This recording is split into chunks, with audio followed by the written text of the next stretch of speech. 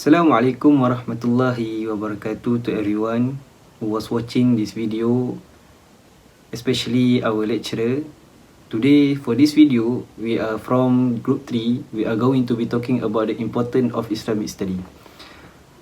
So before we begin, I would like to introduce myself and my group members. So firstly, my name is Muhammad SYAWAL bin JUMARIS. The second presenter is SYUKRAN bin RADZUAN. The third presenter is AMIRUL ASHRAFF bin ANUAR. The next presenter is FAUZAN bin KHAIRI, and the last presenter is HAMZAH FANSURI bin SHAMSUL, and we are students from Faculty of Al-Quran and Sunnah.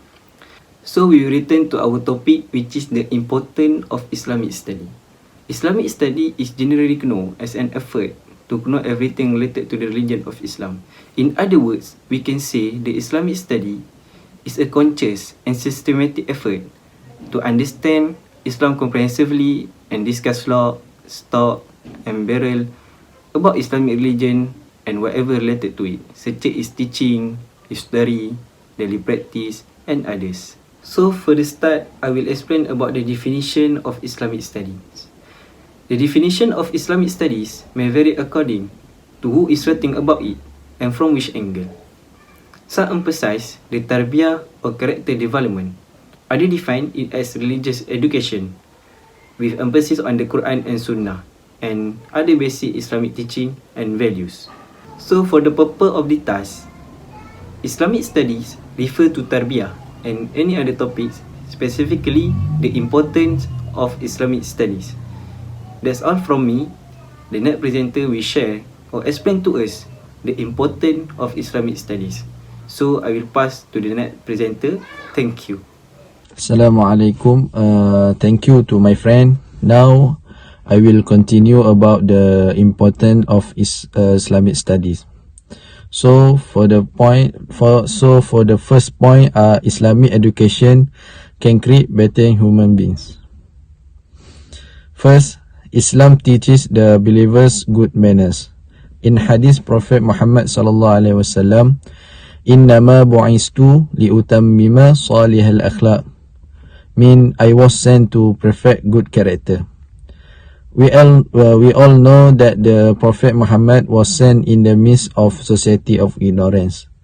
At the time, the morals and behavior of society were very barbaric, full of idolatry, human glorification of other human beings, slavery and oppressive rulers. But after the Prophet was sent, little by little the bad morals were eradicated by the Prophet sallallahu alaihi wasallam. Second, Islam forbids believers from being liars. Allah subhanahu wa ta'ala state in Quran, "Wailul lil mutaffifin." That means woe to the defrauders. The meaning of defrauders is those who when giving to others in the business, they give less than they should. This is a specific rebuke to traders or businessmen. They are dishonest in their business. They give less than they should to their customers, and they also have taken right from them.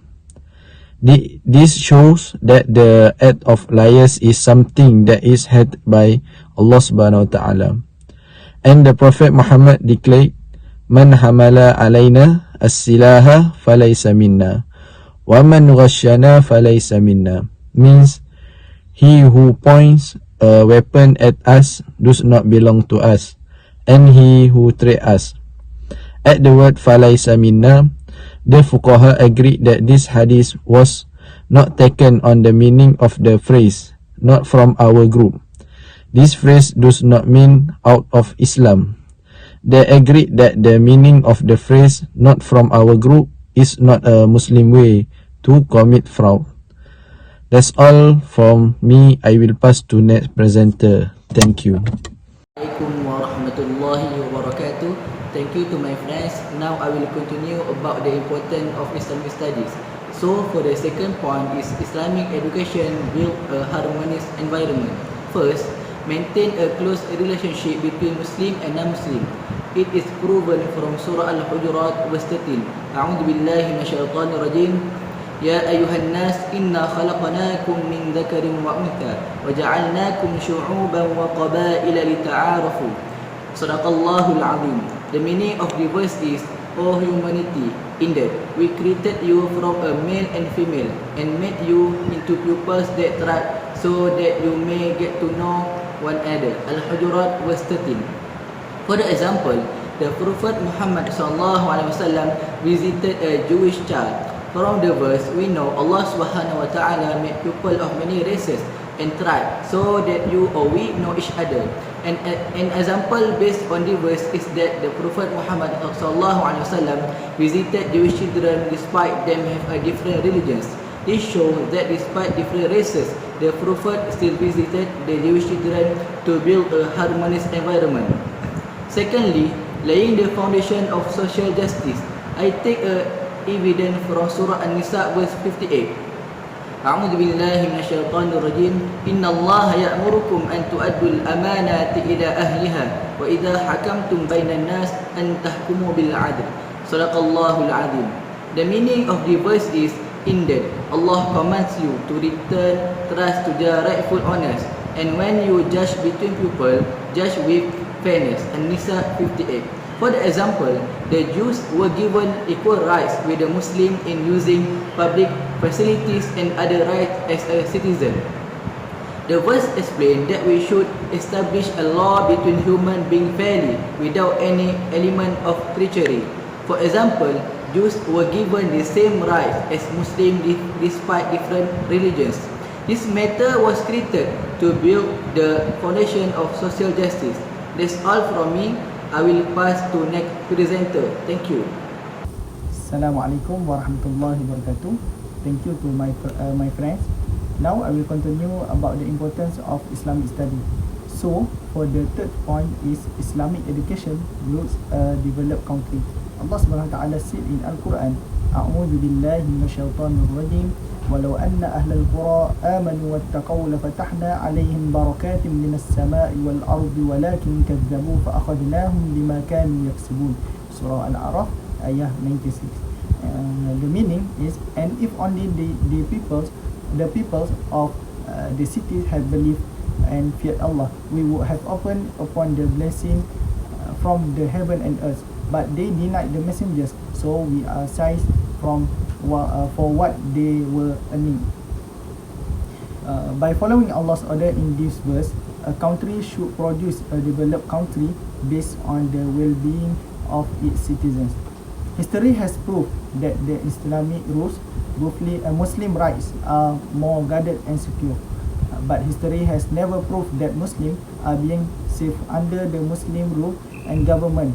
Instead, they are slaughtered. This proves that Islamic education produces a developed country by equally giving human rights to humanity and to all people, including non-Muslim. Even in this modern era, what happened to our Muslim brothers in Christians at New Zealand, Rohingya at Myanmar, Uyghur at China and Bosnia? Our Malaysia country development are based on Islamic teaching. Islamic education encourage Muslim to gain education by reading and asking. Islam teach this and lead to the foundation what we are now. Allah Subhanahu wa taala said in Al-Quran, A'udzu billahi minasyaitonir rajim. Fas'alu ahla dzikri in kuntum la ta'lamun. So ask the people of the message is if you do not know. Surah An-Nahl ayat 43. And Allah Subhanahu wa taala said in Al-Quran, A'udzu billahi minasyaitonir rajim. Iqra bismi rabbikal ladzi khalaq. That's the meaning, recite in the name of your Lord who created. Surah Al-Alaq ayat number 1. That's all from me. I will pass to the next presenter. Thank you. Hai, Assalamualaikum warahmatullahi wabarakatuh. My name is HAMZAH bin SHAMSUL. InsyaAllah, I will go to the conclusion. In conclusion, the importance of Islamic education in our life cannot be overstated. It means when dispute our religion, it can be our life going to problems cause we won't follow the rule of Allah Subhanahu wa taala. And number 2, it is a discipline code of life that able to create better human beings, create a pleasant environment, and grow a country. It means Islam is the perfect religion to Allah Subhanahu Wa Taala. Religion make a peace and can be a rule or leader to the country. And the last, education should take guidance from religion for the achievement of ultimate goal of human beings, that is Allah satisfaction. Means education is so related to religion, cause religion taught us to find a knowledge, so we want be a ignorant person, also got the redha by Allah Subhanahu Wa Taala. That's all for me. Thank you for listening and paying attention to our group. I hope you guys understand, and thank you again. Assalamualaikum warahmatullahi wabarakatuh.